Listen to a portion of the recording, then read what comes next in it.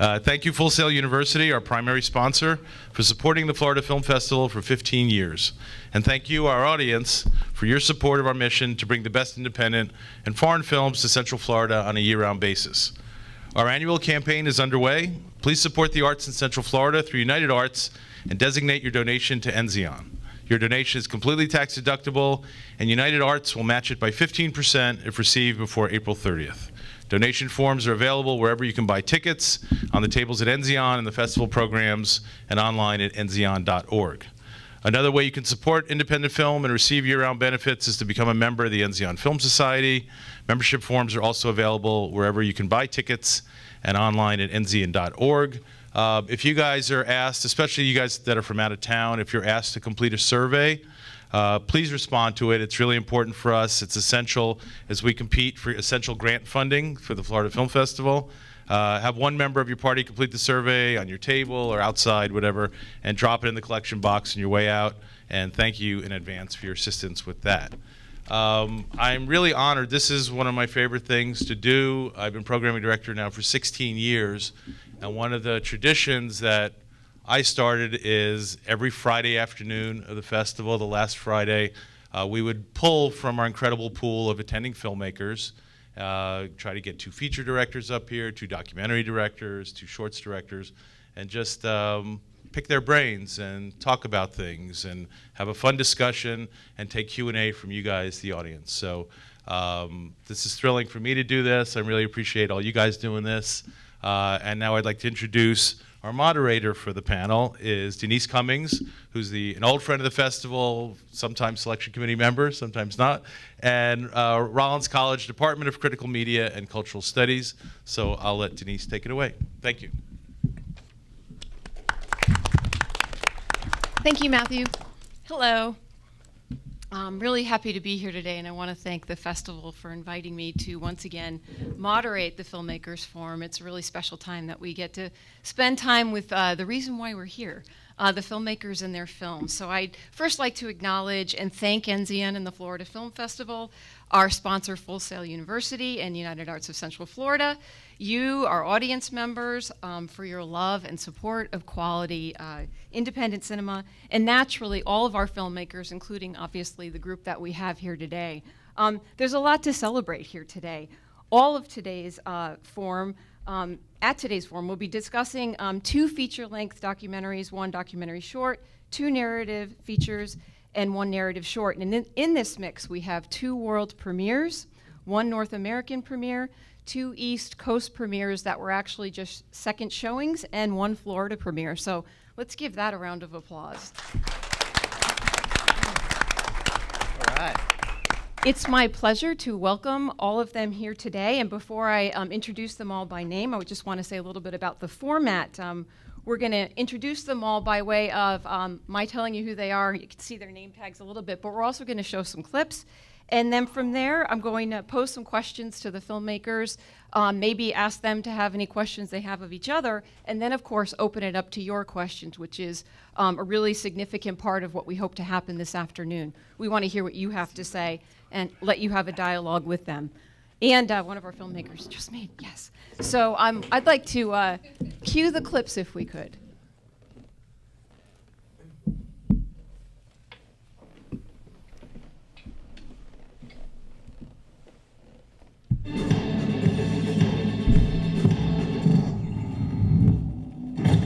So, do you have drugs in your system? Yeah. Don't most people come here? This isn't a detox center, you know that. You can't take drug addicts, then who gets rehabbed here? 5 days. You got committed today. Bring her back. You in? I'm in. If there's music, I'm not thinking about drugs. For his own, except a bunch of people scared to be alone.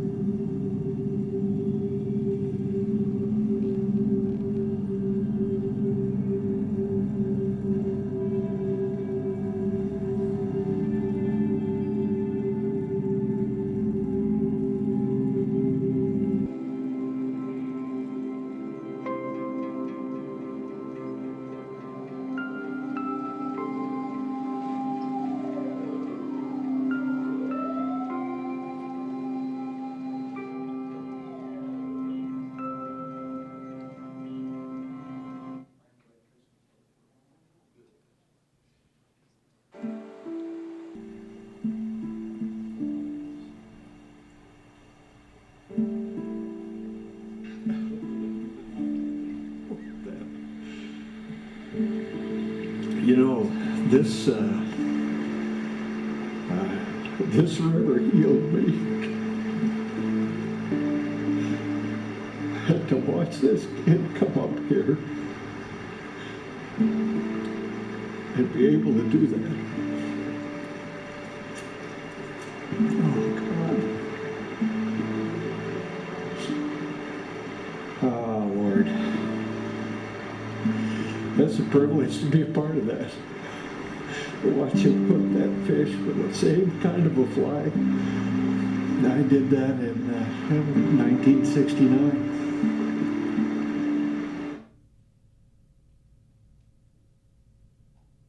I tried to break sobriety in New York because I was accepted in New York.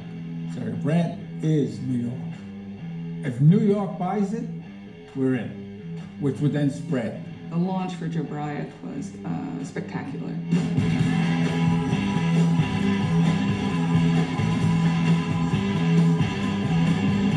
When he first came out and the press got a hold of him, he was going to be the most sensational thing.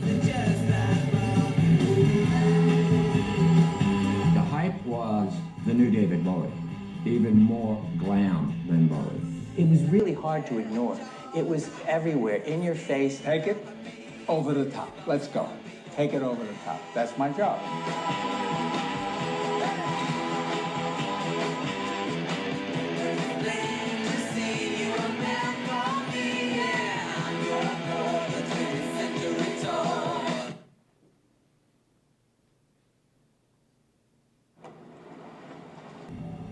Hi.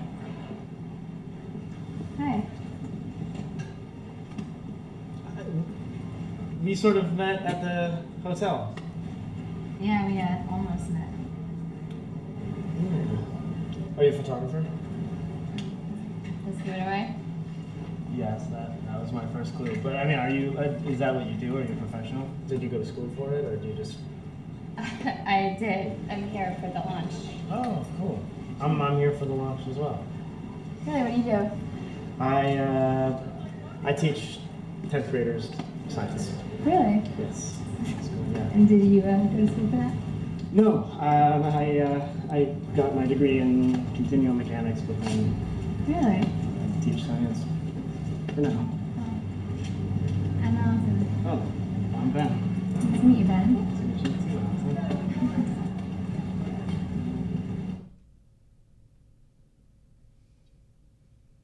You one of these old guys, they don't take care of you. They can't.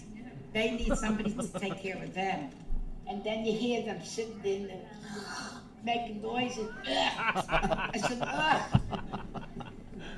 And then excruciating when an old cracker shit touches me. I'm not into that for them. I don't need them. Well, them or their sex or their money or what have you. I'm taking care of myself very nicely.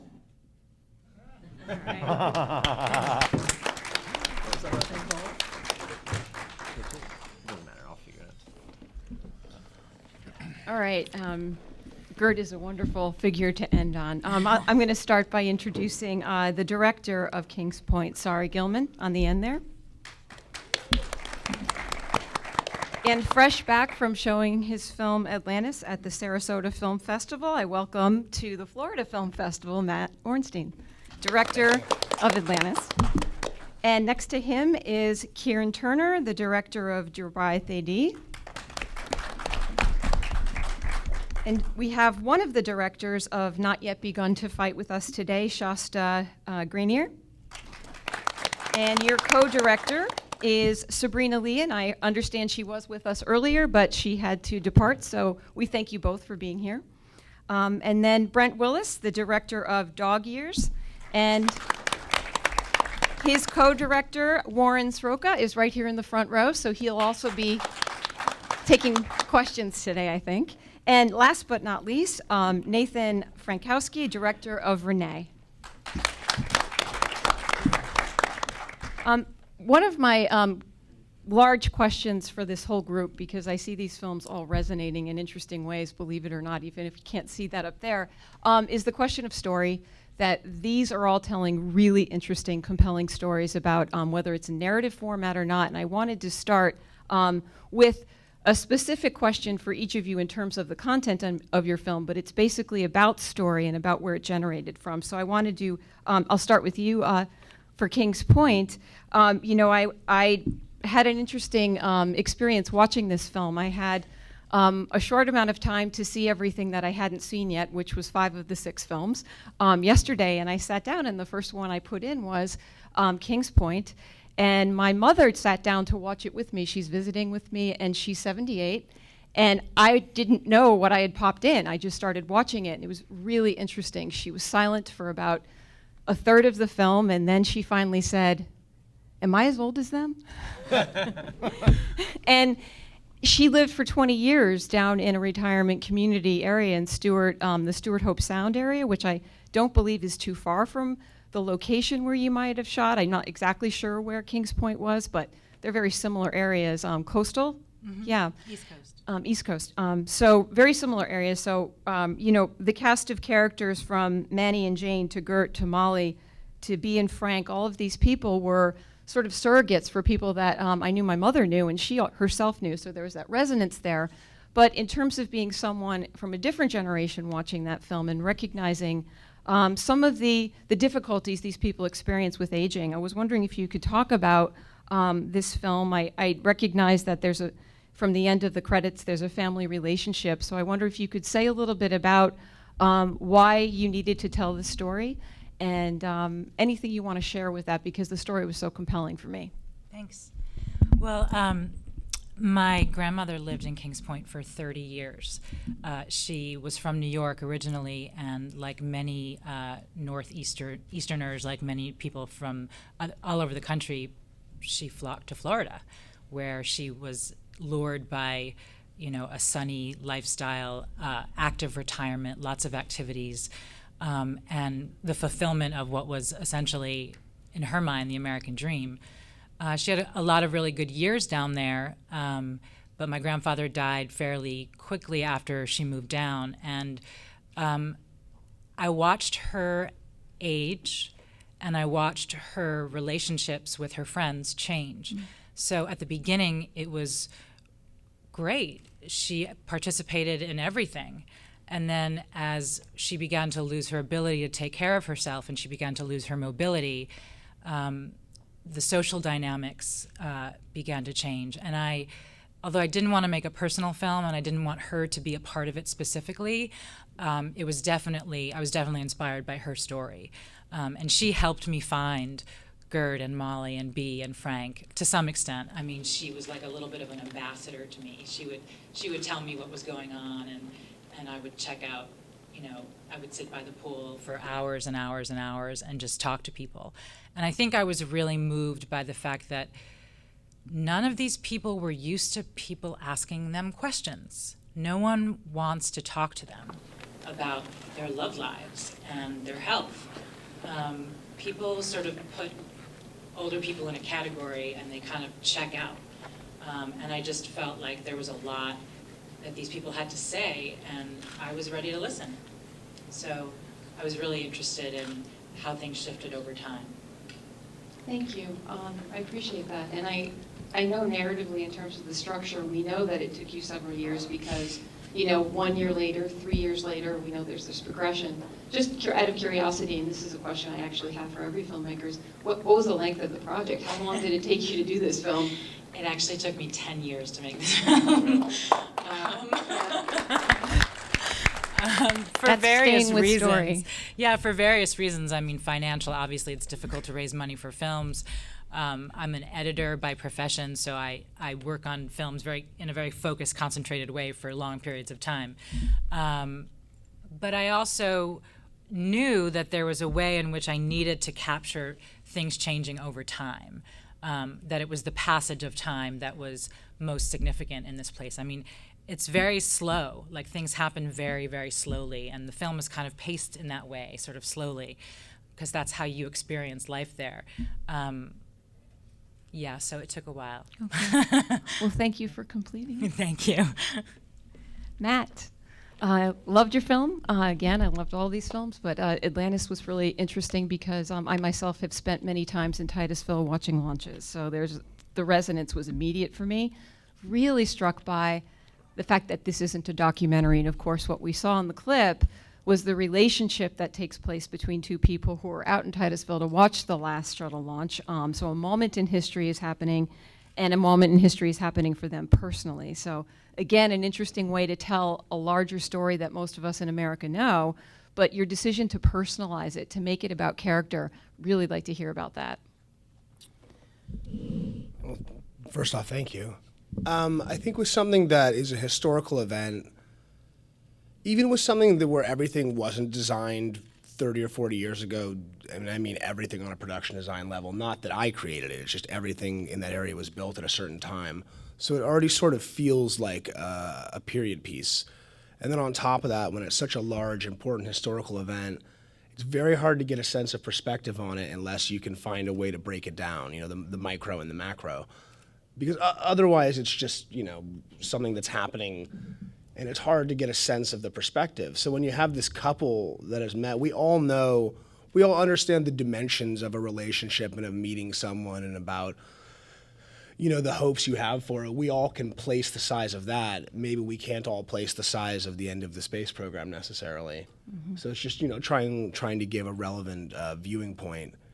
In this instance, it's a documentary. Almost for those who haven't seen the film, it's entirely a documentary except for Jason and Kate's parts. Everyone else is a person who lives there or works with the program. And I get away with more because you recognize Jason. I think if you didn't know who he was, you'd be even more confused than maybe you already are on some levels by what's real and what isn't. But some of my favorite parts are a couple moments when they're in the crowd and we find them. Like on the launch day, we find them walking through. And they stand out a little bit, but they also plausibly feel like they could be there. And I think that connects us with it in a very real way. When did you decide to do this project, since obviously it was timely? You had to be there for the last launch, right? Yes, about a year before when they'd announced the cancellation, I had begun to write a feature script. And up till very close to launch, I was trying to pull off doing the feature with the same cast shot against the launch. And the logistics were incredibly complicated, and I'd almost given up. But I felt like it was so important. It's obviously a very heavily shot event, but I kind of felt like it was a missed opportunity to not make this kind of piece. And so we got lucky, and we worked with Popular Science and some other people, and we wound up being able to do this truncated version of it. Excellent. Do you think you want to expand it? Yes, I mean, we have plans to make it into a feature still. We're still, working out the details, so to speak, but I definitely, after I got home, rewrote significant portions of it based on people I'd met and the reality of the experience. When you know that people in that town are going to watch it, it really keeps you honest to a certain extent. Interesting. We'll come back to that question of your projects and where they're going to go. So thank you for that sort of foreshadowing for us. No problem. Thank you. Matt, Jabriath, AD. Kieran, sorry. That's Matt. I got you guys mixed up. That's my bad. It was my order that I put you guys in. Kieran, wow, this film, since it's fresh in my mind since I just watched it, I was too young to recognize this person who was a little bit of a phenom in hair, to the true fairy, to this Baroque sort of theatrical pop, openly sexual individual in the 70s, to pretty much a demoralized and obscure piano player named Cole Berlin, to now this 21st century kind of icon for certain musicians and certainly for a certain fan base. Really powerful in terms of the story, because it's a story about a lot of different things. It's a story about his self-interested promoter, Brent, who, wow, first time I've ever been really introduced to him is through this film. Obviously he was very big, but it's not my era, per se. I was a little too young. And, a guy who says at one point that, and a film will come, and here it is, right? So it's a really great line in the film. So maybe you can talk about this and also the cautionary side story that's underpinning this very interesting story of these figures, which is about marketing and media and the whole idea of the culture industry and what happens to people in that mechanism, which we know it happens over and over again. We have deaths of great stars, and we all of a sudden are talking about their lives again in different ways. And so here we have this figure that many of us may have not known very well, but wow, we see it in that bigger picture of the culture industry. So tell us about how you came to this story. Well, I had always known about Joe Bryant. I also am a little too young to have been, there at the first time, but I'm a big music fan. I'm a real big 70s fan, and I'm very interested in gay and lesbian history. And so I'd always kind of heard his name, but because the music wasn't available for so long, he was always sort of treated as a joke, because that's how he was treated in the 70s. So I kind of believed it because I didn't have the opportunity to hear the music. And about 4 years ago or so, I stumbled across a compilation CD that Morrissey had put out on his own label of Joe Bryant's music. So I ordered it and heard it and thought, wow, this guy is amazing. Really, really great music. I want to know more about him. And so I started to research his story and was just fascinated and decided, I'd never made a documentary before, but it was a story that I was really compelled to tell. But I wanted to tell it for, a few different reasons. One is I felt like he had really not gotten the recognition for being the first openly gay rock star. No one had remembered him. No one realized that he was the groundbreaker. He was the person who sort of kicked down the doors for everybody else. And there really hadn't been an American pop or rock star who had proclaimed themselves to be openly gay. But if it was just that, I wouldn't have made the movie. The music was so good that I thought it was, worth exposing the music to people. But as an artist, as a fellow artist, the story really touched me, because I think that, you don't have to be gay, you don't have to like the music, but anybody who's ever really put themselves out there and taken a chance and was rejected or told, no, you're not good enough, without even, experiencing what you're passionate about and what you're trying to put out to the world. I mean, how many of us have experienced that? It doesn't matter what we do in our lives, if we're filmmakers, if we're musicians, even if we're not, inherently creative people. We've all gone out there and taken that chance, and we've all been told no for very unfair reasons. And Joe Bryant he was marketed to the teeth before anybody heard the music. People were afraid of the open sexuality. People were angry that they were being told to like this music without given a chance to like it. And the music wasn't really accessible. It was not what was being played on the radio at that time. So he was pretty much a dead man walking before the music ever got released. And it really crushed him. It really did. I mean, he had this manager who was comparing him, unfairly to, Elvis and the Beatles and such. And, you kind of crumble under that. There's no way to sort of live up to that, and there's no way to live it down. And I was really touched by his story and identified with it. I've tried to get films made and had the door slammed in my face without anybody even caring, because I wasn't, part of this crowd, or it wasn't commercial enough, or what have you. Right. So, yeah, that really spoke to me. And I also work in film marketing. It's my day job. So I found it very interesting, how had that marketing push been done today, I wonder, what would have happened to him with the internet. I mean, you take somebody like Lana Del Rey, who, was pushed down everybody's throat. Now, she gave whatever. I really didn't think one way or the other about it, but I know there was a lot of horrible backlash about her, but it got her name out there, and the album debuted at #2, and people were out there. It's like Joe Bryant, didn't have the benefit of having all of this great social media where people could talk about it and then be able to experience it. So he was kind of before his time. So what Jerry Brandt tried to do for him, I think, was just 40 years too soon. Right. For those of you that've seen the film, it's very apparent that this is just it's a circumstance, right? He is just in the wrong decade. Absolutely. And, it's educational, right? Because as soon as they started talking about, thinking of the 70s and sort of the revolution for homosexuality and for wearing that on your sleeve, but it was definitely by the end of the decade a really hyper-masculine kind of sexuality. And so here is this person who is being marketed as something. I'm not sure I know or will ever know if he actually truly felt himself. I don't know how one could. Mm-hmm. And so it's heartbreaking on some level. And the music, that you were, it's kind of mind-boggling how many people you interviewed and how much you bring into this film. the music's interesting.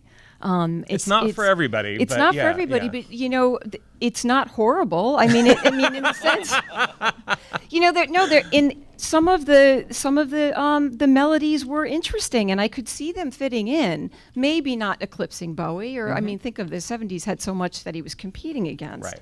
But it feels very circumstantial in terms of how they were promoting. And of course, I think the Brant figure, at least that what I drew from the film, is that he's really was a little self-serving. I mean, he himself wanted to be his name in lights. He wanted to be the star. So if you have someone who's also self-serving, I don't know, even in a partnership, like he kept saying, oh, we're true partners. I'm not sure you can ever have a true partnership if you're trying to promote this other person as the one with the talent. Right. Jerry didn't have the talent. He had a different kind of talent. Yeah, no, absolutely. And you see Joe Bryant there, and he looks like very uncomfortable in that glam, and I really don't think that that's who he was. And he had so many different personas and so many different aliases, and I think you can see how comfortable he was in some of the other ones. Right. So. Well, thank you. Thank you. Really interesting in terms of your passion for why you needed to do it, as we've heard from all three of you so far. Shasta, Not Yet Begun to Fight left me a little speechless. Some of its shots are so incredibly beautiful, like the cow's breath and the fog and these moments in this film that sort of punctuate sort of the levity of what's going on. And this incredible, interesting figure in Colonel Hastings who it feels compelled to create warriors in quiet waters. And the film just takes us into, I think, an area that a lot of us aren't comfortable talking about, which is the post-traumatic stress that comes from war. I always say that, as long as we have war, we'll have unwhole people, and I felt like your film just confirmed that for me over and over again as I kept watching it. It's beautiful, it's an important story, and maybe you can tell us how you came to it. Sabrina and I were together actually watching Where Are You From, which many of you know because she actually played that here at the Florida Film Festival. Mm-hmm. We were together at a festival and saw a very short piece that had been created for the organization. It had very small stories. It was beautiful. And we both sat in our chairs and wept. Mm. It took a little while to get the courage to decide to take on a long piece about that. Wow. We went and started, we met Colonel Hastings, started going on trips with the organization, asking participants what they thought about a film being made about a trip. One of my favorite memories is sitting on a bus with a bunch of guys who were on one of the trips. We were in Yellowstone, and we just asked, okay, would you do this? Would you make this film? Would you participate if we were making a film this week? What questions would you ask? And it turned into a little sort of war on the bus. And there were a lot of people that you could never understand, you could never know. There were some very quiet voices and a few angry voices. And then throughout the rest of the day, every one of the guys on the bus came to us by ourselves and said, I was kind of afraid to say it, but I think you should do it. And well, if I did it, I think this is the question I would ask. Well, what I'd like to tell you if I were. And so I think at that moment we sort of knew we wanted to do it. Maybe you could say just briefly what the organization does for those people that haven't yet seen your film. Warriors in Quiet Waters is an organization that brings wounded vets from Iraq and Afghanistan as soon as they can from military hospitals on either coast to Montana, where they learn how to fly fish. It's actually the organization, we focus on Colonel Hastings, who's a central character, but it's really a community effort. Hundreds of volunteers go out every summer. They don't get paid for days, and they just take guys out on the river. And a lot of them, Colonel Hastings likes to say, we like to get them when their stumps are still weeping, when they're really, people who are still in very, very early transitions. It's such a fragile identity moment when you're trying to figure out, you've gone from being, as Elliot says, a barrel-chested fighter and proud, to being someone who, well, you're in a different form, you're going to have a different life, and you're right on that edge. And giving people a moment at that moment is what the aim of the organization is. Yeah, I think Elliot, I noted he said, you come back humble, weak, and broken. And the lessons of patience, understanding, come through with fly fishing because it's this repetitive sort of meditative in some way kind of act. It's not there to harm. In fact, I love the sort of resonance with we're doing everything we can to allow people to experience this, but of course we want the fish to live. You know, this is catch and release. This isn't about killing. So it's kind of taking on just the opposite of what these people have just experienced. And the range of people that are on the trip and all these different men is really interesting because they're all coming from their periods in Iraq or Afghanistan from very different kinds of moments there. So it wasn't just a one sort of group that are coming back and have a shared experience. They have that larger shared experience, but they have really individual plights and really individual handicaps and really individual baggage, the nightmares, the continuance. So the Hastings figure, this man, he himself explains early on in that film that, flying over parts of Vietnam and seeing those rivers made him wish to be back to a more peaceful time himself. So he was very moving, and I'm sure meeting him and experiencing the filmmaking process with him was life-changing, I would imagine. Absolutely. Yeah. I think what you said is very important too, how every story is different. And I think in storytelling or in story listening, I don't know if I tell much, but just in listening, I love, any chance you have to break the stereotype of who is coming home. I think being able to experience and listen to the fact that each one of these guys, a truck driver is not the same as a pilot, and your history, your family, you carry every bit of your family history, your military history, the people you have with you. Those are all things that are going to have such a big impact. So as much as the story of the hundreds of thousands of people who are returning, and I would say that everyone is returning injured in some way, as much as that story can be broken apart and become individual, I'm just, grateful to be able to listen in that way. I think that's a really great way to put it. It would too often, I think, with media, with our relationship with what's happened in the Middle East, it is one large person, right? Or one large entity. It's always important to come back to the individual. It's about men and women. It's not about just some larger, I don't want to get political, but the media just doesn't really talk about that except for statistically on some level. And of course we do in our local communities get the local stories, but this is one of healing, or an attempt to heal, which I think is really special. So thank you. Not so far removed in terms of thinking about healing, right, Brent? And Warren, your film is a narrative, but there's so much going on with the relationship between individuals, first of all, not being in their home country, being displaced in some way or by choice or by workforce or by life situations. You have this interesting dynamic going on with your characters and their family background. So maybe you can talk about where this story came from. It's so interesting and so compelling in Dog Years to watch these two young men sort of work out who they are and what they're dealing with from their past. Yeah, absolutely. First of all, thank you for having us here. Second of all, I'm so happy I wore my plaid shirt.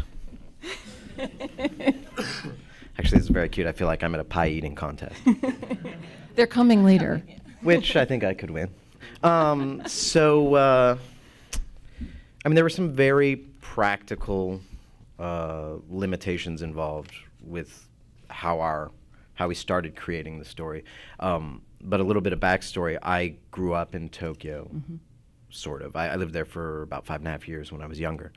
And so always loved the culture. I'm half Japanese, loved being there between, 8 and 14. And just being a kid growing up in Tokyo is insanity. And so I had all that stuff still in my head. And my parents lived there still. And at the time, they thought they were moving home. And they said, so this is years later, and they said, well, if you ever want to shoot something in Japan, like you've been talking about for years, you should get on it, because we're coming home in 6 months. So then I turned to my writing and directing partner, Warren, and I said, Warren, we have 6 months to write and, crew up and fundraise for this project in Japan. And of course he was like, awesome, where do we start? So there were some serious practical limitations involved, like time, of course budget, we didn't have any money. Still don't have any money, but yeah, we were like, okay, so how are we going to do this? And we enlisted our 2 friends that helped produce it, and they wore so many hats, you know. And when we started writing, knowing that we were going to be the actors. So it was like we had to know that at the end of an 18-hour shoot day, we were going to be able to, you know, ask each other to do more. Like, hey, we got to keep going, you know. And if other actors were involved, we wouldn't be able to do that. So we knew that we knew what we could expect from each other and ourselves. And so we really had this kind of mold, and we're like, okay, so then what's the story? We're both siblings from, he has a sister, I have a brother and a sister. We're both the youngest. You know, everybody's got a family history. So there's so much of us that went into the story as for each of our characters, and just kind of growing up, you know, not always seeing eye to eye with your family members and stuff like that. Dealing with loss was a big step for both of us, because we've both dealt with loss, and you know, it's kind of all in there. Anybody who knows us goes, oh, I see. It's kind of about them in a way, you know. Oh. So, yeah. Did I answer it? I don't know. I hope I did. I don't. Yeah, it's beautifully shot, by the way. You know, when at any time a film takes us on location to a place that, at least for me, I've never been there, it's an exposure to it, right? So there's some of that going on in the film that's really lovely, that supports, you know, some of the alienation that your character feels when he's there. But it's a nice window to the world for the rest of us. In terms of some of your decisions in the film, I was really struck by sort of these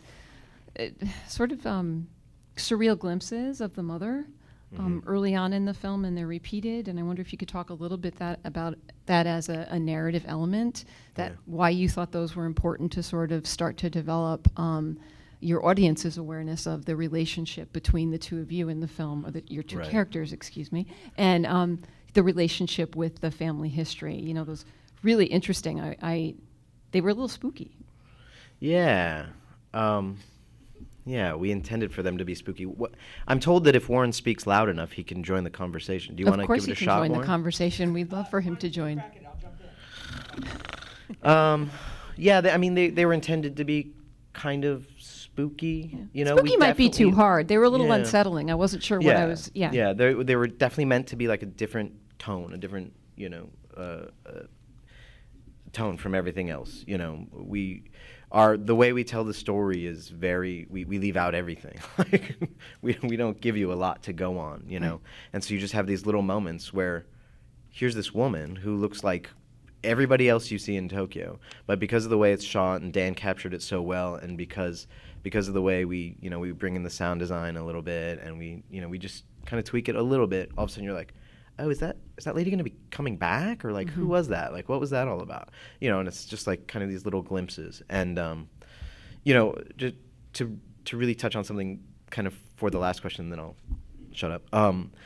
I wanted to say that we really wanted to capture Tokyo as like a character in the movie. You know, all its like limited space and like the colors, like all these really bright pops of color against like black and white suits and hair, and like Tokyo is an amazingly beautiful city, but it's so visually interesting, and like there's so much character to what you see there. And what was great is none of them had gone before, and so like for them it was really interesting to kind of capture it firsthand, you know, and be like, okay, great, you know, we start shooting tomorrow. I got here yesterday, great. You know. Well, Warren, your character is so excited to be there, right? I mean, that he's the teacher, and you can feel it from the moment you're in your first frame in that film. So maybe that was kind of real. You were excited to be there. Yeah, absolutely. Holler at me if you can't hear. Hello. For me, I feel like different times Brent and I had the easier role, and as the shoot went on, got easier for him because his character can't sleep in Tokyo and is working and staying up all night, and that's what we were doing. And so the crankier he got, the better his performance got. Whereas for me, when I arrived, I was just head over heels. I was just, you know, kid in a candy store, and that was really easy to channel into my character. Oh yeah, it's quite apparent. And he's supposed to be the, you know, they're supposed to be kind of two sides to a coin, and my character is definitely the one that ideally I think we should all be a little more like, you know, a little more, you know, enthusiastic. You know, he's a cheerleader for everything he does, and so that was super easy because I loved it. It was my, you know, we literally started shooting 28 hours after we arrived, and it was amazing and super easy to be like, I love it here. Yeah. So. Channeled well. So I guess the big question, since we talked a little bit with other filmmakers about the length of time briefly, did you do it in 6 months? Obviously you finished something, but did you have to go back? Yeah, we did it. Wow. I mean, we got in the can in that time, Yeah. you know. We shot 28 days in a row, 16 to 18-hour days. You know, we cast in that time while we were in Tokyo, and like, you know, we location scouted. We did it all while we were there. It was pretty ridiculous, actually. Generally in the same day. So Yeah. you get up and have casting, and then you go find a location, and then come back and audition somebody else, and then go out and shoot for 8 or 9 hours. Yeah. And then send somebody off to find tomorrow's location. Yeah. And so Most of the time it was our AD Joe, and also co-producer. And welcome. Thank you for being here. Who you was guys like- This as well, is our so. director of photography, Dan Adelson, also Yeah. our editor. Yeah. It's great to have all of you here. Yeah. It's wonderful. Thank you. Wow. Thank But you. Joe at the end of the night would be like, you mother, because he'd be our AD, and he'd be like, well, how do I schedule this when I have no idea where anything is and what we're doing? And anyway, so. Well, if you all worked together again and you had a much longer production timeline, you might not like it. Maybe there's True. something Yeah. about, you know, the. Well said. Thank you. And certainly, last but not least, Nathan, Renee was the opening night film for the festival. Powerful, powerful film, and now we're coming much closer to home than Tokyo in terms of on-location shooting right here in Central Florida. You know, we know that there's this relationship with the not-for-profit. I assume it's a not-for-profit, right? Yeah, non-profit. Yeah. But you know, there's a larger story here, and I'm really curious. How did you find out about this, and what made you feel like you needed to make a film on it? I found out about it through a friend of mine who's a producer here, Kim Dawson. He was the producer on the yeah. film. Okay. He introduced me to David McKenna, who is also a producer on the film, and he's one of the characters in the film. It's a true story that inspired this movement called To Write Love in Her Arms. Basically, a group of friends surround a girl who's in trouble with drugs and self-cutting, and they hold her for 5 days and send her off to detox. And so when I talked to David, he wanted to make the film. And as soon as I heard the story, I don't think any filmmaker would ever turn down that opportunity. Yeah. So it's not really a tough question to say, why would you do that? It's just, it's full of, you know, teenage angst. It's got drama. It's got a wonderful character, Renee. And once I met her, I mean, and one thing we wanted to tell was not a story about, you know, a girl who cuts or a girl who's addicted, because those don't label her. She's a wonderful, beautiful young woman who's got an awesome imagination, loves music, has faith in God, and all these things just kind of explode in her, for better or worse. And so she happens to be addicted to drugs, and she happens to cut sometimes, so that we didn't want to start with the cutting, but explore kind of a beautiful female character through this, and seeing how these kind of demons exercise themselves throughout the film.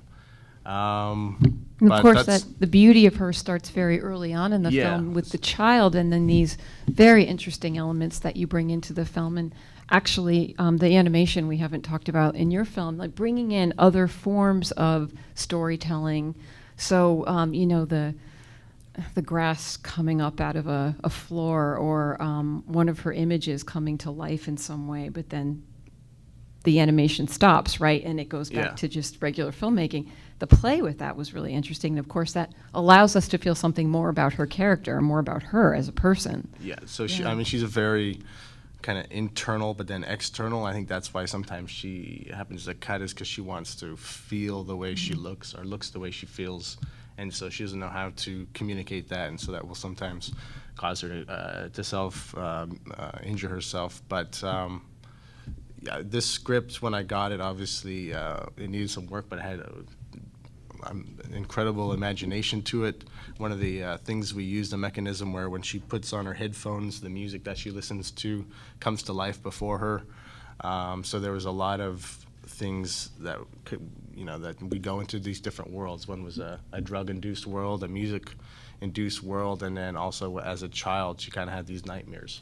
And Right. so we kind of explored all those things. And one thing we wanted to do, I don't know if everyone wanted to do that, but I certainly didn't want to answer, and I think it confused a lot of people, but why she did these things. And so we don't answer why she's a cutter or why she is addicted to drugs, but what do we do now? Because a lot of times we meet people who are in these kind of circumstances, and it's not, why doesn't really help, because we can't go back in time and change that, or even if you could change it, sometimes it's chemical imbalances. So, but what do you do with someone in this condition? And so To Write Love had an answer for that, and through our film, we kind of explore certain things that helped her out, and what we kind of came to the conclusion was community and honesty. And through those things, it doesn't fix a person. That's one thing we also don't want to do, is that people aren't fixed, but it does help them to live a better life when they can be open and honest about their own problems, and then have someone around them, community, who can listen to them. And so, and it all takes place during these kind of 5 days, and this huge movement gets birthed out of her story, and then she has to deal with that as well. So it was important to Renee, who our lead was, that after this movement gets started, that it wasn't all hunky-dory for her, that she lives happily ever after, a perfect fairy tale life, because it didn't happen. Once an addict and always an addict. And so it was important for her that if we told this story, that we don't lie and have a happy ending. Not that she dies at the end of the movie, but we definitely show that she's a work in progress. I thought that was probably the most powerful part of the film. Because that definitely came Yeah. from Renee. This notion that in the film itself, she struggles with this. She's like, whoa, what is this? And, there's that moment where, the organizers of the nonprofit want her to sit in front of a computer screen and sort of interact with people that have responded to this, by writing email back to them, by sharing stories. And it is way too overwhelming of a proposition for her to even consider doing that. And that right there, at that instant, this person's not ready for this. And then it does make you, and you don't say it, you don't need to, right? No one needs to say. The audience is left thinking right at that moment, she's not there yet. Yeah. She's not there yet by any stretch. She may have survived a certain, period of time in rehab and those 5 days, but she's not ready to interact with people who are in it and raw. Yeah. She herself is still raw. So I thought that was a really powerful part of the film. It also, because like I said about being open and honest, that's what she was at the beginning of the film, when she was clearly a drug addict. Now that she's been to rehab and becomes a sobriety celebrity, now she has to take that honesty away and pretend to be better when she really wasn't. So that was kind of an interesting turn as well. Really well done. Sobriety celebrity. I don't know if I've ever heard that before. But yeah, it makes sense. There are a lot of them floating about, I suppose. Thematically, and this could be a stretch, and you guys can all challenge me on this, but there's self-destruction working in the films. There's harm to self and/or the affected in all these films. I think in Renee and Jobriath AD and Dog Years, and certainly Not Yet Begun to Fight in Kings Point, but even to have a small extent, Matt, with Atlantis, that particular moment, historical moment, did affect people in real ways. So this is a question for anybody who wants to take it on, this notion of thinking about this theme, I suppose, working in your film, of wanting to share stories that say something about these challenges. I mean, it seems like there's a thread here in terms of whether it was a person that lived in the 70s or now, and whether it's in a narrative or in a doc, that these are really big challenges, whether they're familial, whether they're, having a new relationship, but yet when something else is ending, the difficulties of aging. There's a lot of challenges in your films. So if anyone wants to take that on and say a little bit more about that theme, or if you want to just talk about it in terms of your own film. I'll just say, coming from an opposite side of it than you might expect. At some point when I was filming, I was talking to the DP who I worked with, Lucas, I'm very close with, and he does a lot of films with other directors, and he was like, you know, like good-looking guy like comes to Florida and like meets a girl and gets to watch a shuttle. Like there's not a lot to root for. And I was kind of terrified by that notion that there wasn't enough of a challenge, that like with, you know, good-looking, you know, people that aren't in dire peril, that there's not enough of a challenge. And that kind of pushed us to go deeper into the community and the economic matters of it, which always were something that was important to me. But that kind of, in a sense, became the added depth that you need. I mean, if your characters don't overcome challenges, it's very hard to invest in them, I think. I think everyone else can probably speak better at this point than me, but that's my thought on the subject. But your film, actually, in thinking about that theme, I didn't want to exclude it, because I think that the fact that there is this larger thing going on, that actually for some people it was a challenge to say, wow, 30 years of something is over. This is the moment that we're going to celebrate it because we get to watch it visually. But that juxtaposed with these two characters who maybe are just not finding any challenges themselves, but finding a new lover, wherever it's going to happen, we don't know. But the juxtaposition of those things does call into question, I think, how we're affected. And I like that. Thank you. And I mean, I think they are challenged by the circumstance. Yeah. But I do think that we gravitate in films towards when characters have to overcome significant challenges that really demonstrate the nature of their character. And I think all these films maybe have that in common to a certain extent. I agree. Anyone else want to take on the further the idea of some of the challenges your characters face? I think obviously one of the challenges for Jobriath, you know, even after he had first finally started to, you know, sort of get on his feet, and he had morphed into this lounge piano singer that he called Cole Berlin, and he would sing in cabarets in New York at the end of the 70s and the early 80s and do the Great American Songbook, and it was starting to catch on. And then, of course, you know, he was one of the earliest casualties of AIDS, and I really kind of got enmeshed in that particular time. The biggest challenge in terms of being able to portray that time of his life was everybody was dead, and I do mean everybody. Wow. I mean, and it was just this entire generation of incredible, vibrant, creative people, you know, were just wiped out by this plague. And you know, I had a really hard time just even finding anybody. I mean, none of those clubs were still open. All of the owners had died. You know, all the clientele were pretty much gone. And you know, he was working on musicals, and he was working with the Public Theater and Joe Papp. And I, you know, thought to myself, gosh, what would the face of popular culture be like if we had never had this particular plague, and all of these people had lived, and all of these people had gone on to keep creating? How different would the world be? And it really upsets me that the younger generation doesn't seem to remember or know about or being educated about the fact that not only was there this plague that happened, but that there were these amazing people who came before them and were, you know, made all this amazing art and did all these amazing things and are no longer here.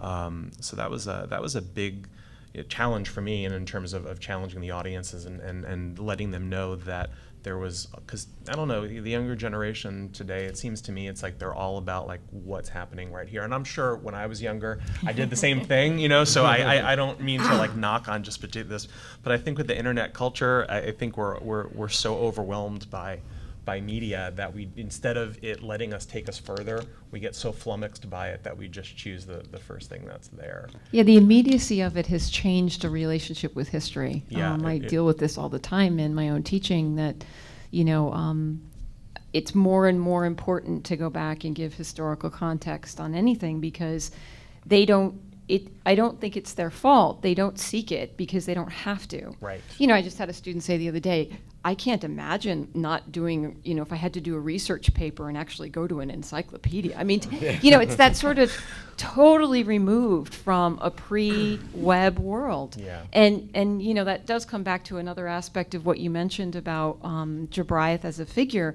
Had he lived in another decade, he would have probably found his life first maybe in the music sources on MySpace, or in these little places and online communities that then uplift and then get people out to the world in different ways through participatory culture than they had back then. Right. You know, so it's really interesting. It's like we want our students to know history, but we also would like some of that technology to help people get out. So it's kind of both, right? Yeah, There's a absolutely. tension with that I struggle with too. So. Yeah, I mean, I couldn't have imagined even trying to make this movie pre-internet. I mean, Yeah. I hunted down 70 people I interviewed for this movie, and it Wow. took me 2.5 years to find all of them, because most of them weren't celebrities; they were just people from his life.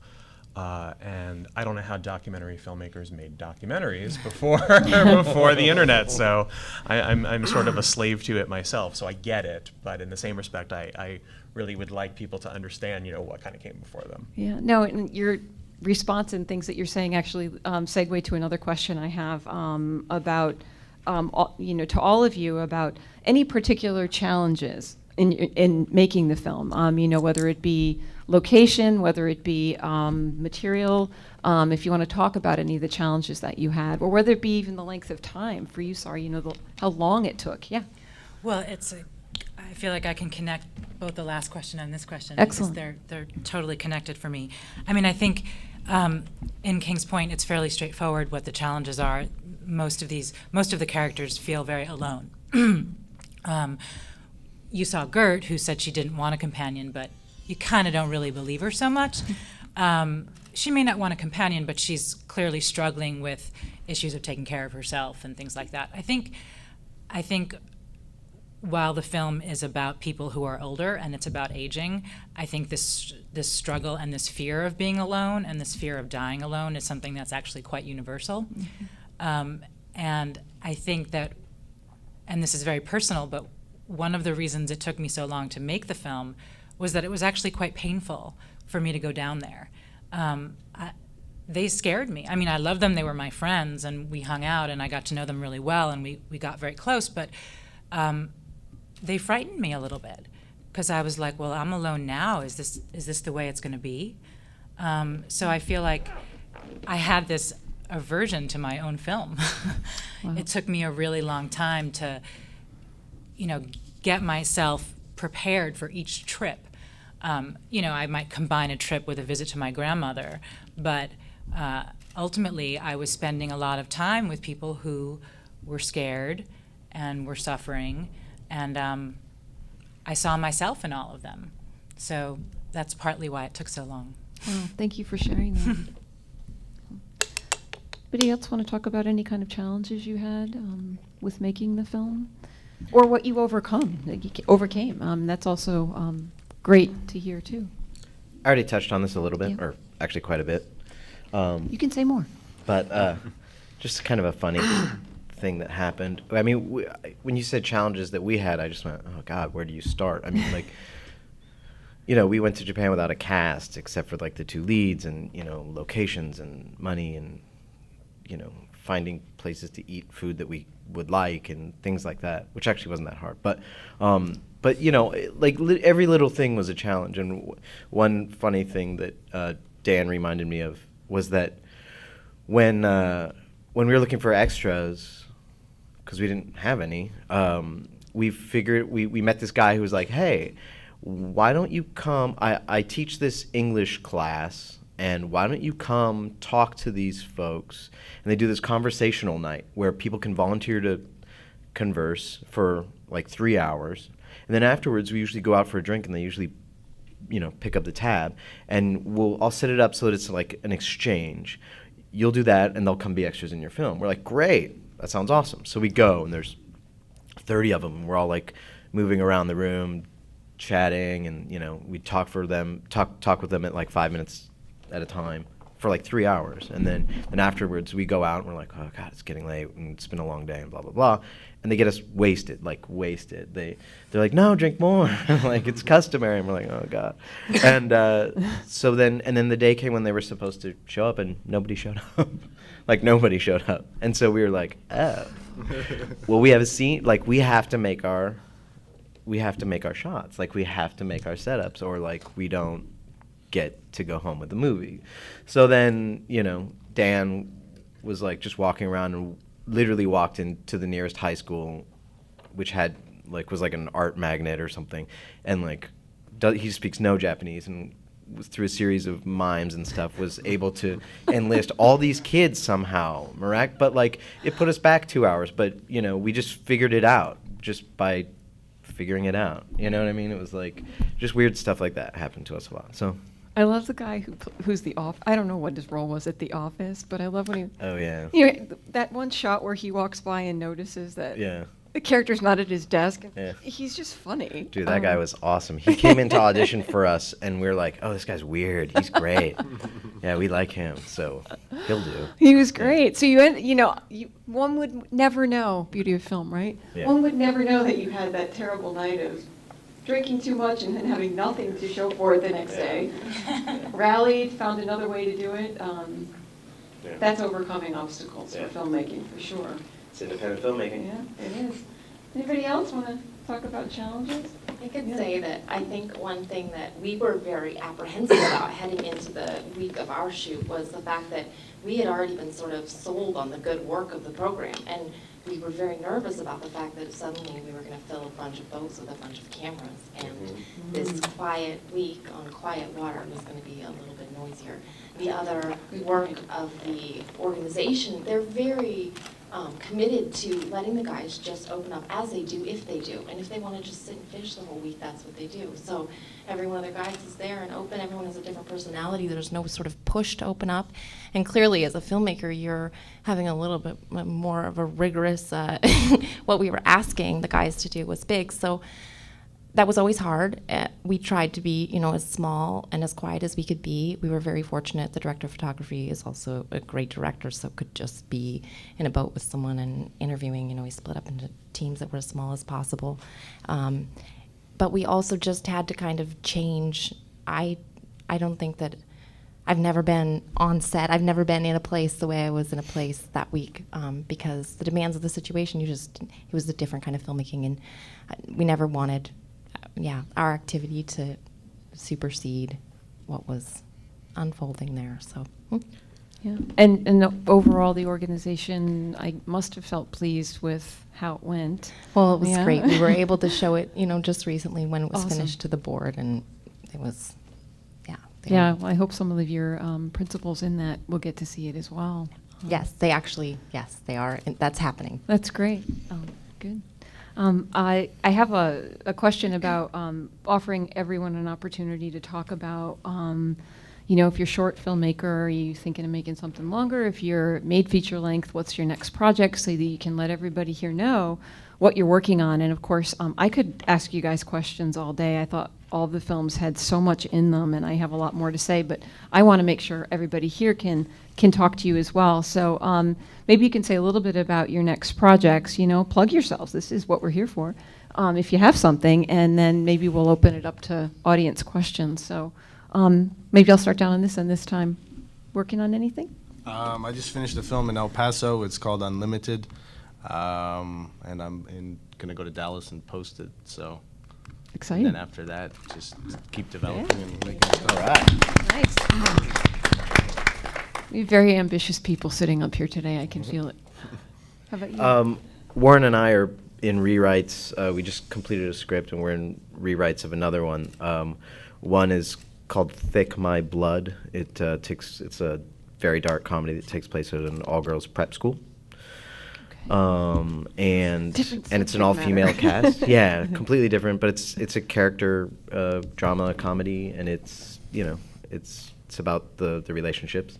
And then the other one is a coming-of-age story, and it takes place over a week in a summer camp. So. Excellent. So you guys have a couple of things going on. Yeah. Warren, did you want to add it? Share anything else? No, you're happy. Okay. Just want to make sure you guys have a voice. Yeah. Thank you.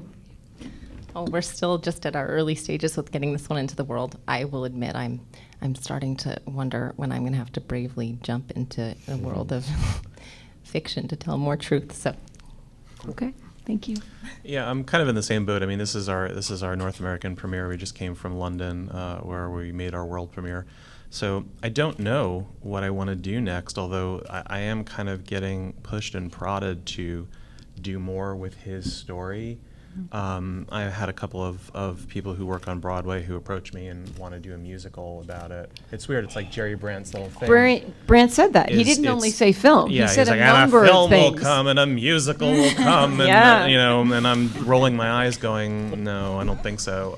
And then when we had the Q&A on Wednesday, there were a lot of people who were like, God, you should really make this into like a movie. Movie, because a documentary is not a movie. No, I'm kidding, but and hire somebody to play him and such, and I admit that I have toyed with that idea, but and I actually do have his life rights and such, and I had a really good relationship with the people who hold the publishing rights, and they're ready to see whatever is going to get done next, but I don't know. I mean, I want to, but I'm afraid to. I mean, I really am, because I don't know that there's a market for it, and I'm afraid to put my heart and soul into it and get rejected. I mean, I had a lot of control over this documentary because I was the one who was financing it. I was the one who was putting my ass on the line and making it happen, and no one else had to say to me, you can't do this, or they did tell me I couldn't do it, and I did it anyway. But with something like that, I don't know that I would have as much control in terms of money. So I don't know. Maybe something else will come by and divert me. I hope so. It seems like a double worry, because you also probably don't want Jobriath to go through something that's not going to. I don't know. I get that sense that this is in his lifetime, this person clearly did not get. Maybe to the place that would have made him feel very good about his own artistry, being in the world and sharing that with the world. And the last thing you want is another production or something that takes us away from, I think, the good that your film is doing for. Yeah, I mean, if I was going to do something, I would want it to be true to his story. Right. I wouldn't want to exploit it. I mean, and I don't really think, I really felt strongly that this wasn't an exploitive piece that I did, and I felt like, everybody who participated in it, who has seen it, is really felt like I protected his memory, and that was my goal. I mean, I wanted to tell the honest story, the good and the bad of it, but I didn't want to exploit him. I have to tell you, it's one of the most, as a professor of film, I am very sensitive to documentary in particular being exploitative. None of yours felt that way. None of them. And I have felt it already during the festival. It's a personal thing, and it's not about an individual film. I just get very uncomfortable sometimes when I see the subjects that are in films, and it is a really fine line, and I didn't feel it in any of these films, the docs, at all. So, and I appreciate your sensitivity to that as a filmmaker. I think it's really important with documentary. Thank you. Yeah. Matt? Well, I wrote Atlantis as a feature, and so now we're in the process of kind of weighing our options for that. We're going to Cannes next month, which which I'm very excited about. This project is interesting because most of what I'm interested in is a little more fringe, and I've always kind of seen this as a mainstream film, a smaller mainstream film, but it's the kind of thing that we've already shown it in schools, and I would want it to be able to be shown in schools, and I would want it to be able to play in theaters like this. I think it's an important story that everyone can connect to on some level, as it's a microcosm for issues that are facing our country as a whole. So in the process of doing that, though, you don't want to have to recast, and you don't want to completely have to change the feel of the film. You don't want to wind up with something where you're not shooting on location anymore. So it is kind of a balance, but all of these festivals, and especially this has been a great festival, but they've all been really helpful for raising awareness and generating press, and it makes it a lot easier to be able to maintain your artistic vision. So, thank you again for having us. Yeah, well, thank you, and good luck with the continuation of Atlantis and Cannes. Pretty exciting. Thank you. Yeah. Kings Point is pretty sad, and I've just started this new project, but it's actually about a comedian. You just took yourself way over to the other side. Yeah. The comedian also happens to be my cousin, and he lives in New York. His name is Seth Herzog, and I think a lot of documentary filmmakers go very far outside of themselves, and they go to other countries and situations that are very foreign to themselves. And I've just always been drawn to what's very familiar to me. So the film is really about a familial legacy of a need for attention. I think we will wait for this one. Maybe come back and share it with us. So it sounds interesting. So it's very, very embryonic at this point. But Okay, so you're still working on story and Yeah. Excellent. Thank you for sharing this. And since we're talking about what's to come, I do want to make this announcement before I take some of your questions. The screening's still to come for our panel filmmakers. Dog Years is today at 4:30 at Enzian. We'd love to see you there. Yes. And Kings Point is in 4 Times Real Doc Shorts program tomorrow, which is a showcase of 4 documentaries. And that's here at Regal tomorrow at 1 o'clock. So you get a chance to see 2 of these films still. So your questions. And what I'll do is if you can speak loudly, fine, but I'll try my best to repeat the question if I need to. I just want to say you did a wonderful job facilitating, Oh, and thank you. I'm very inspired by your passion for your stories and the fact that story was so central to what has been the theme here. I'm inspired to go and continue to work on what I'm working on. I think that's why many of us come again. I mean, great facilitation and passion really shone through. Well, thank you. Thank you. Thank you. Sir. I have a question for Nathan. I want to say up front that when I was watching Renee, the first 15 or 20 minutes of the animation really blew me away. I thought, God, this is wonderful. So when I went home at night, I Googled you. Mm-hmm. And I found out another film. And because of the topic of that other film, I found that I had a reaction. It made me think of you in a different light. And so I just want to ask you about the dangers of creating a film that has a particular viewpoint that could have an effect on how people think about you and your work. Which film are you talking about? I've got a few weird ones. Oh, the documentary. So for you that don't know, I did a documentary called Expelled with Ben Stein, and it's about intelligent design and evolution. And so that got some people heated. But what was your question again? My question, what I want to ask you is your viewpoints on Expelled, but I don't feel like that's an appropriate question. Instead, I just wanted you to talk about, or any filmmaker to talk about, the dangers of picking a subject matter that is heated, and you know, the same could be said for you, Kieran, your subject matter. What's it like to choose a subject matter that could kind of come back to you in terms of how people think or feel about you? Kind of bite you in the ass or something like that. Yeah. I think it's important to, you know, obviously pick projects that you can stand firm on, but also that some filmmakers are, this is what we do for a living, and so we try to make a living off of that. Whether you're doing commercials or documentaries, a lot of times, you know, you're just trying to put food on the table for your family. But it is important because obviously with that documentary, it divided America left and right, you know, blue and red. So, I mean, I didn't get a lot of heat, more the writers did, but I've gotten a few jobs off that. That's how I actually met Kim, the producer, so it actually helped me out more than it's hurt me. Thank you. Yeah. We got to mention, and Sari as well, there's still an opportunity to see our films.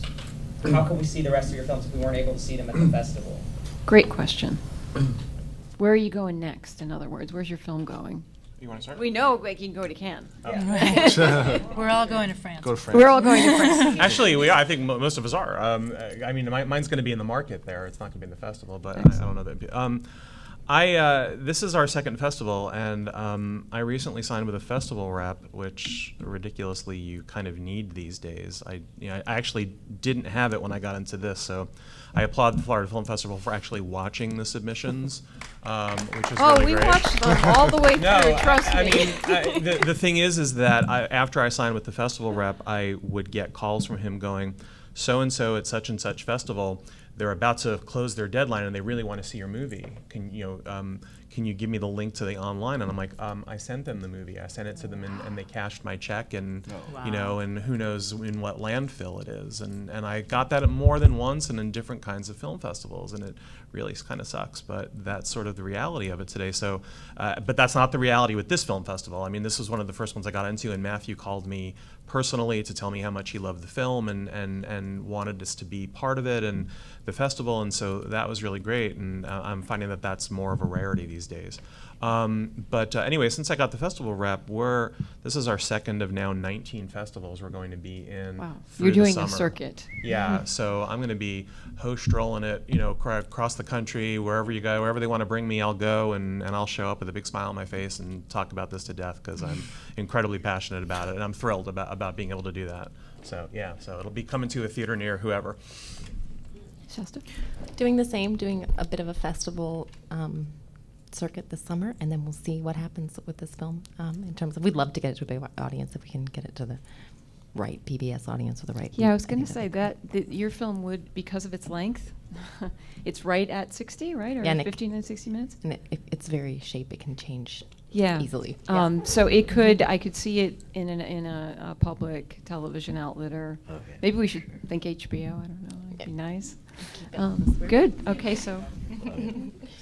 Any other, how about Renee? We just hope we're looking for distribution for Renee right now, but hopefully, in theaters and on DVD, then out to the foreign markets. Okay, well, good luck with getting distribution. Thank you. It's a quest, I know. Yeah. I would like to say that we rented a car, and we have a few seats available in the car to drive over to the other theater if you need a ride. I'm your man. He's thinking immediate right 4:30. now. And in my I'm thank yous. just saying. In my thank yous in the beginning, I actually did not thank our incredible programmer, and I'm embarrassed about that now. And I don't know if he's still here, but I'm going to do it anyway. Matthew Curtis is one of the most amazing programmers to work with, and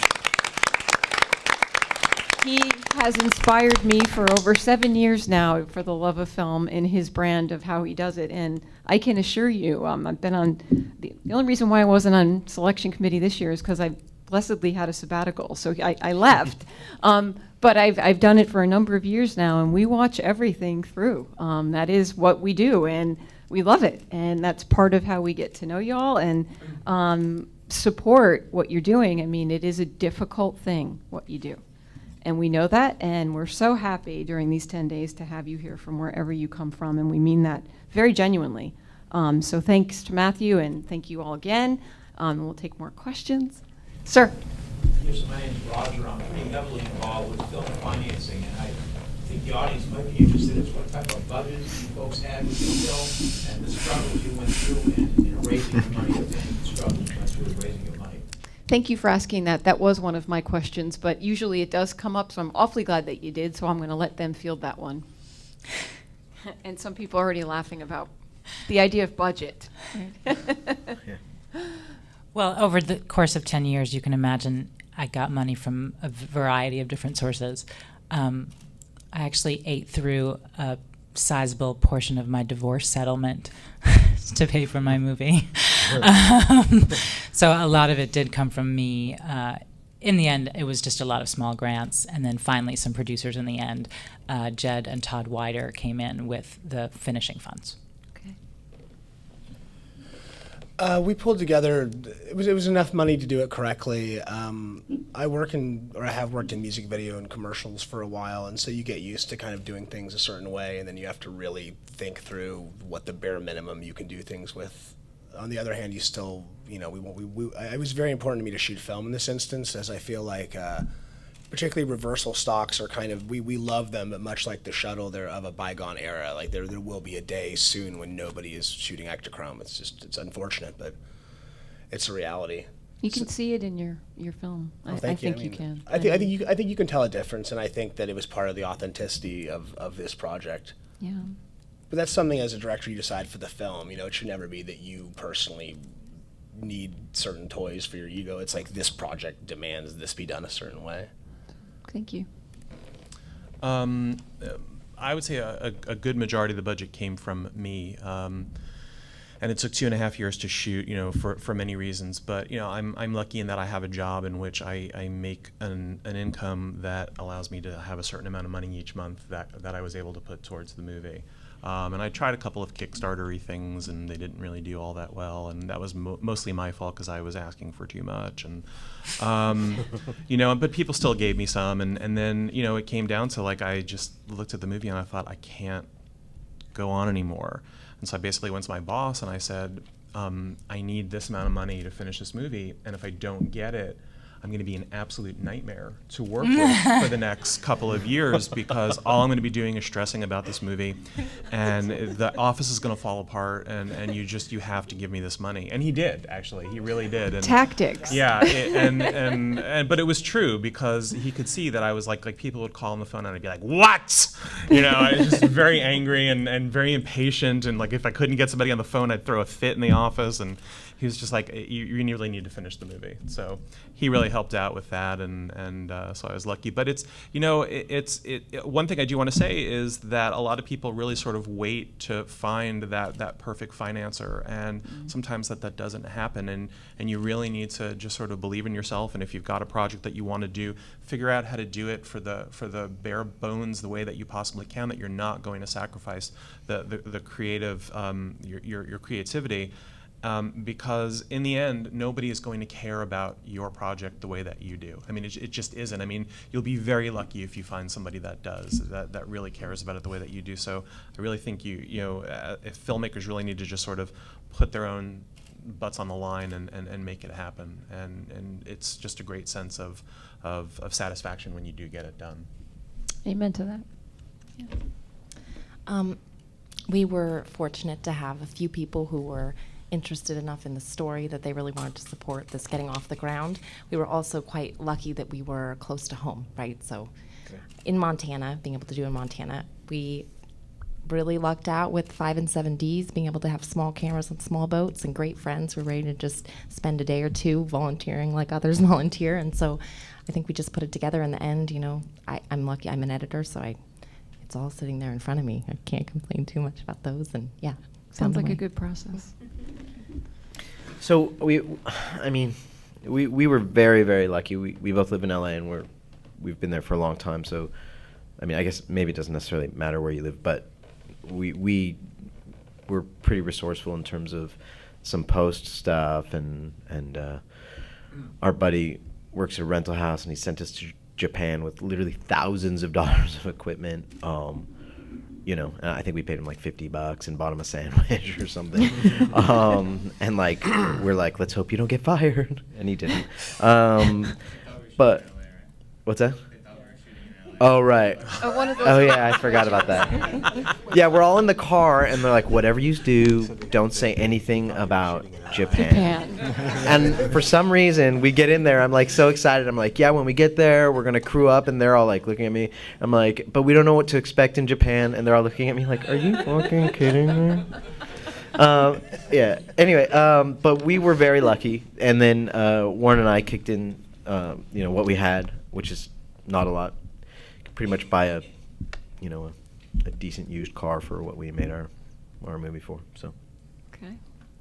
The financing was in place before I came on, so I was very lucky. It's one of the films that you can actually, you just come on and don't have to worry about finances. But I've been to all these guys' places, and he said, you shouldn't use money as a deterrent. That's an excuse. I've made films for $100 to. Millions of dollars. It's just what passion, and you got to customize it to what you got.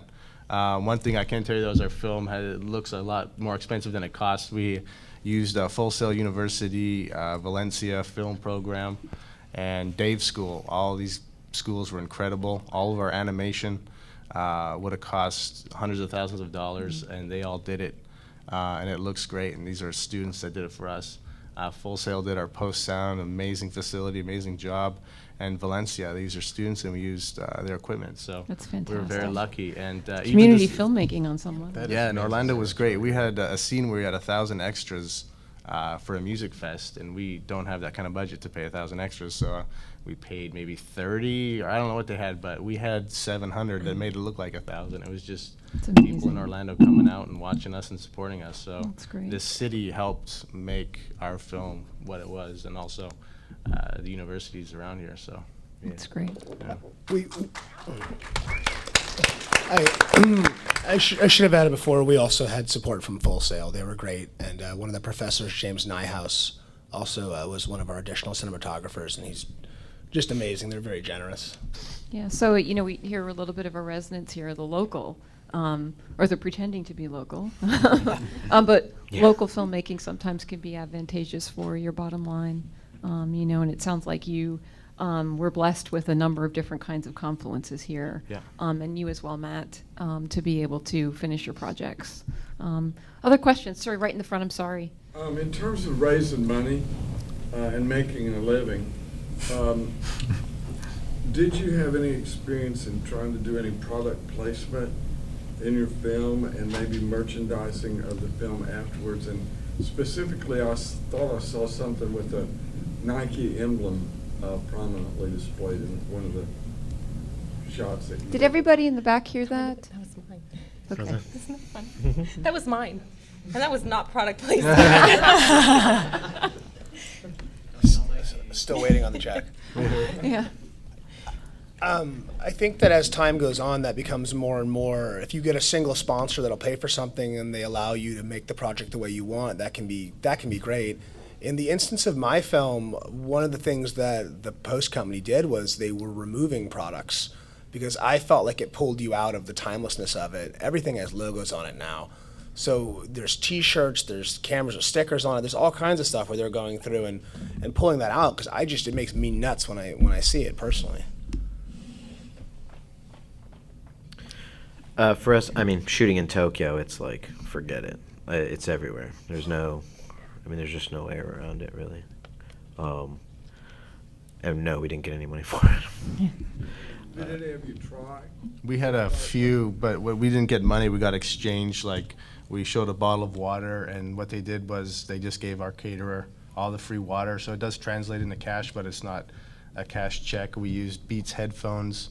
What we got for that was all free props for Beats and swag for some of the crew and cast, and a bunch of other things, but none turned into cash.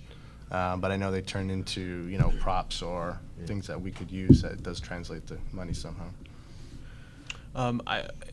Mine was more of a period piece and a memory piece, so there really wasn't too much of an opportunity. But there was a scene. Actually, Converse contacted us because there's a scene where he's wearing the open-toed shoes where you cut the holes in a Converse, and they were actually doing a program where they were giving grants to films, and I think that in the interim it either shut down or something, so it didn't wind up happening. However, I did have somebody approach me from after the film was done from Rhino. Because his albums are now out of print again, so they're wanting to talk to me about doing sort of a DVD CD package, with like a new greatest hits package of his, depending on what happens with the film. So that's sort of like a product placement after the fact, and I don't know what they'll be able to bring to that in terms of whether it would be released through Rhino on DVD. It's still kind of early, so I don't know what offers, if any, we'll be getting, but it'll be interesting to see what happens with that. Okay, so if you are expecting these to be available for purchase, or if worse comes to worse, I definitely want to be able to self-distribute it because I want people to see it, and there's so much extra footage that there's a lot of stuff that we weren't able to get into the movie, and that I would like to sort of have see the light of day. So I don't expect to make a profit on it at all, but I it's more that I want to get the story out there and I want to get the movie out there. Good. Other questions? Sir? Yeah, I've enjoyed all of your films. With dog years, I was curious, the main character for the older brother is someone who's unsympathetic in places, and I was wondering, did you worry about that the way he was written, or was it not the entire point towards the younger character in terms of that? And did you have a backstory why you lost the teacher's license, or is that just... Yeah, we have, those are, first of all, both great questions. We were very worried that Elliot was just going to kind of come off as an asshole the whole time. And we rode a really fine line, we felt like, of trying to make, his character arc is like minuscule. You know what I mean? Who he is at the beginning and who he is at the end. And we talk about his conflict.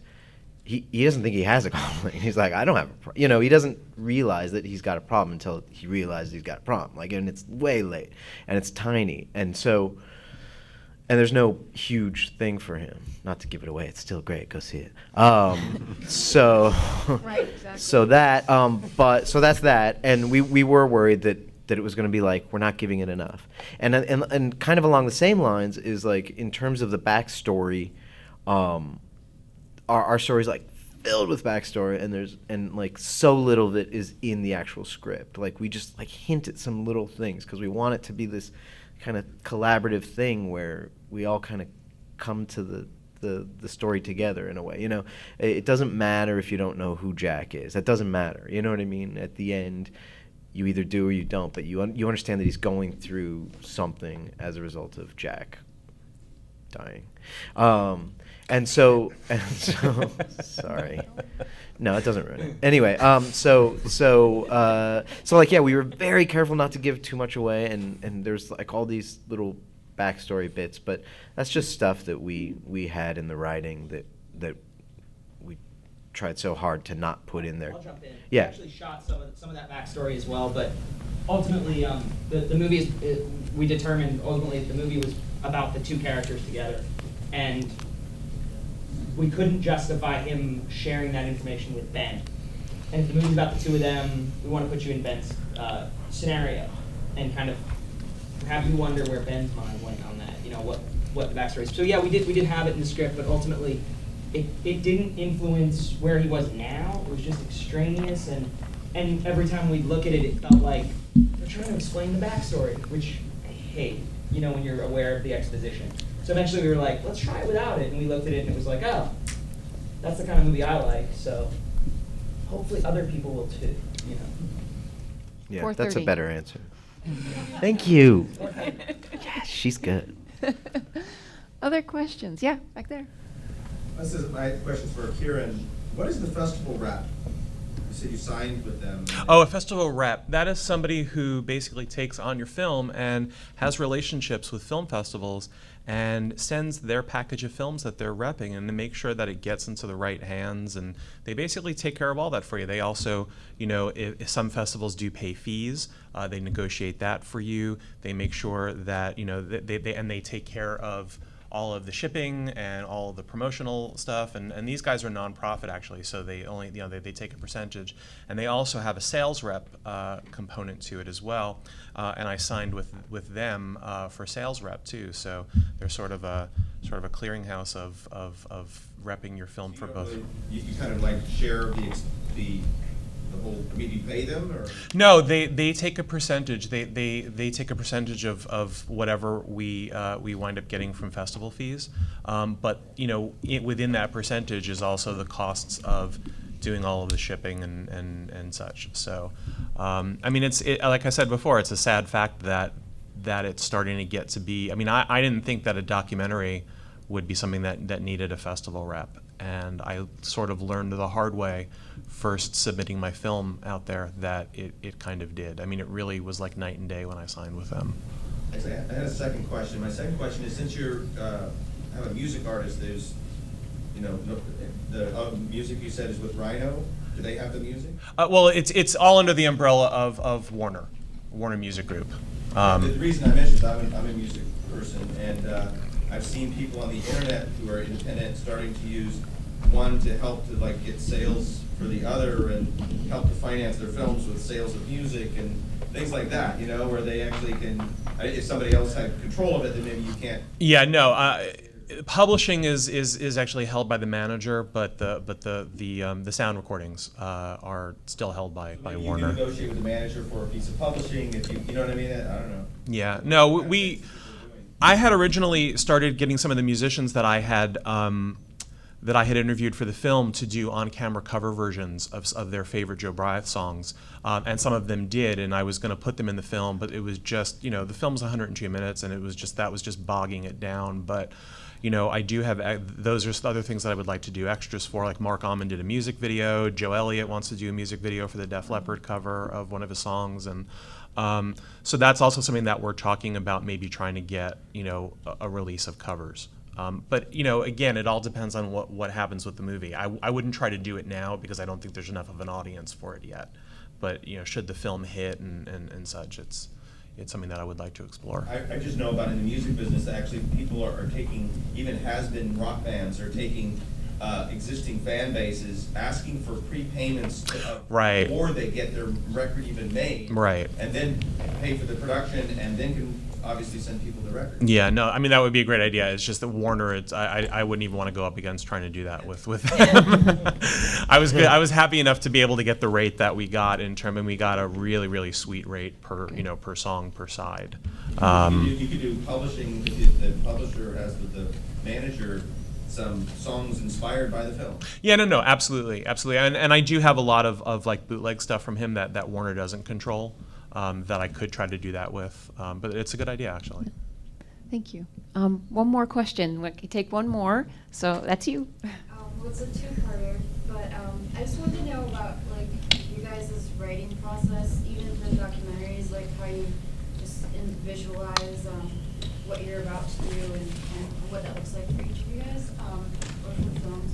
And also I wanted to know, just in general, as part of the whole package of making films, what's your favorite part of the process? Whoa. It's for anyone, so. Warren and I write every other word.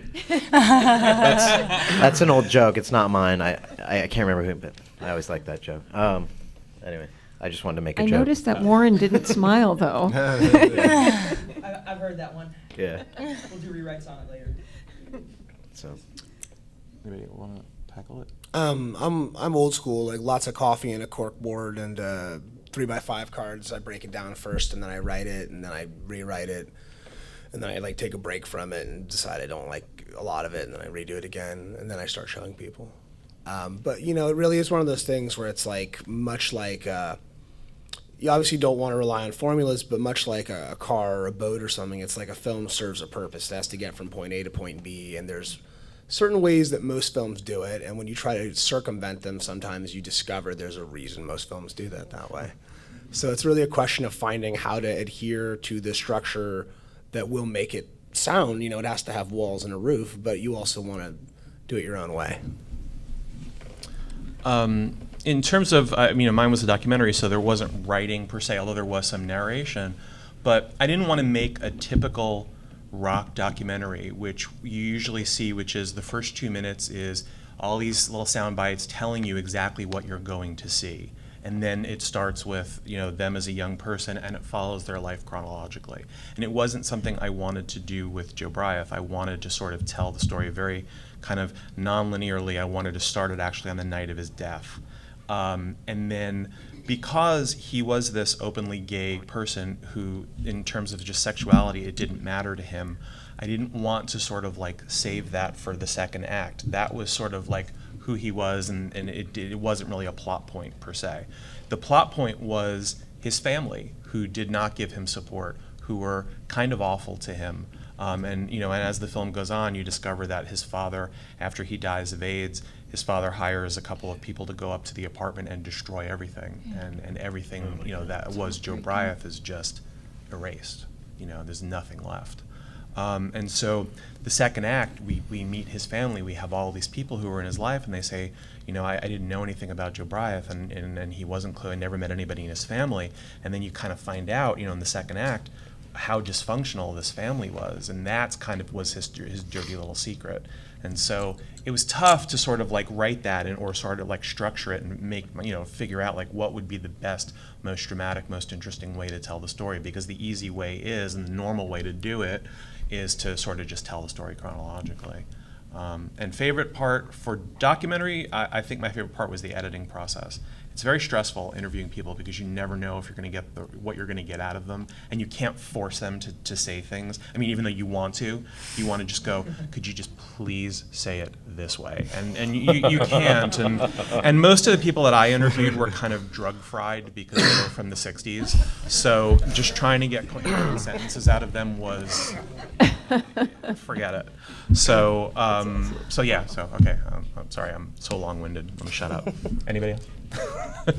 I have sort of the opposite favorite in terms of the interviews, because I always, especially with subject matter like this, I let people know at the beginning that they can let me know after any interview or after any time that a camera's with them that they don't want something to be on camera.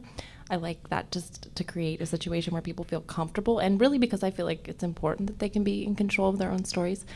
I think maybe in part because of that, I love then the space that you're in the middle, because people are, I love just at that time when you're listening to someone's story then. So. Thank you. Maybe they haven't done as many drugs. I mean, I think, I don't know, it's hard to choose a favorite part, but this isn't so bad. You know? Like, it's all said and done, you're at a festival, and people see it. Nobody stood up in the middle of your screening and went, "This isn't a movie," and like stormed out, knocking over popcorn. You know. Don't forget. Yeah, you're right. It could happen at 4:30. 4:30. Anyway, so this isn't so bad. I like the post process. I think you can do a lot to a movie there to fix it up, to change it. Every film that I've done, it's never finished. Once you show it to producers and they show it to marketers, you always have to change it. Even though you hate it sometimes, it usually makes it shorter and better. But you can rewrite a lot. You know, Terrence Malick's even cut out whole characters before, so as long as you're smart enough when you're shooting.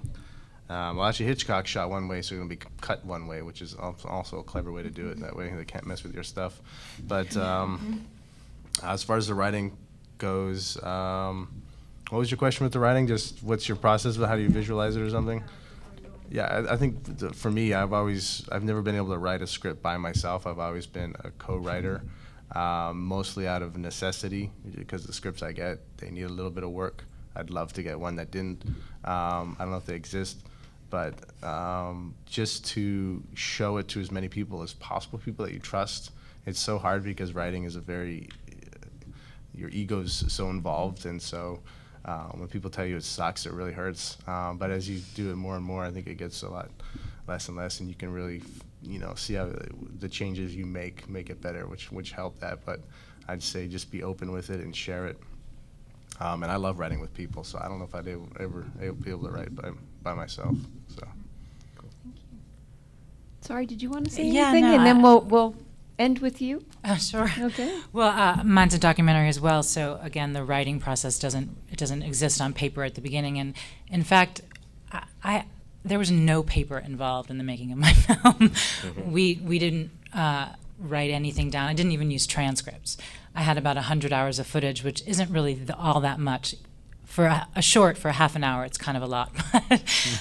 It was a very instinctual process. I had the fortune of working with a fantastic editor, Jeffrey Friedman, who's a filmmaker in his own right, and he was my mentor. So we just sat in the edit room together and just kind of figured it out. And yeah, my favorite part of the process is editing. I actually don't really like production very much.